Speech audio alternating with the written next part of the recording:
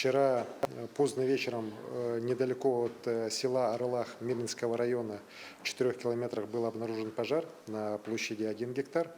С утра началось его тушение, однако после обеда в силу сильнейшего ветра, порядка 15-20 метров в секунду, огонь, который был первоначально на площади гектар, он очень быстро разросся до 50 гектар и вышел уже к непосредственной близости к населенному пункту.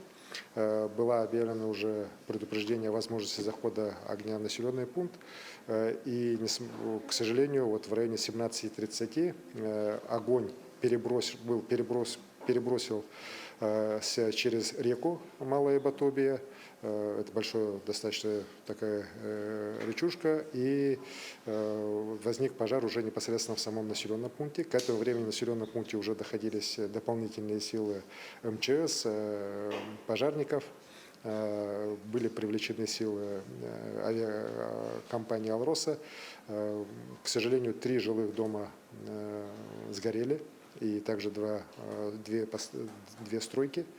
На данный момент пожар локализован, и силами пожарных МЧС и спасательных служб республики он остановлен. Сейчас идет уже его окончательная локализация и ликвидация.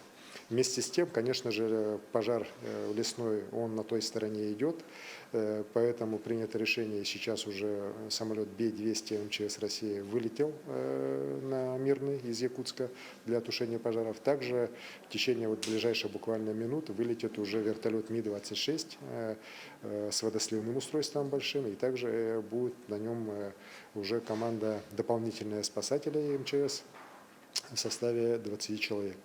Руководству оперативного штаба на месте поставлена задача сейчас, во-первых, завершить уже эвакуацию детского населения, людей с ограниченными возможностями, пожилого населения, которые изъявят желание выехать из села в город Мирный. В городе Мирном развернут уже пункт временного размещения. При поддержке компании «Алроса» будет организовано обеспечение людей необходимым на месте питания. Здесь работа идет организована, автобусы, необходимая техника, она вся выделена и работает. Также поставлена задача учреждениям здравоохранения мониторить население, здоровье населения.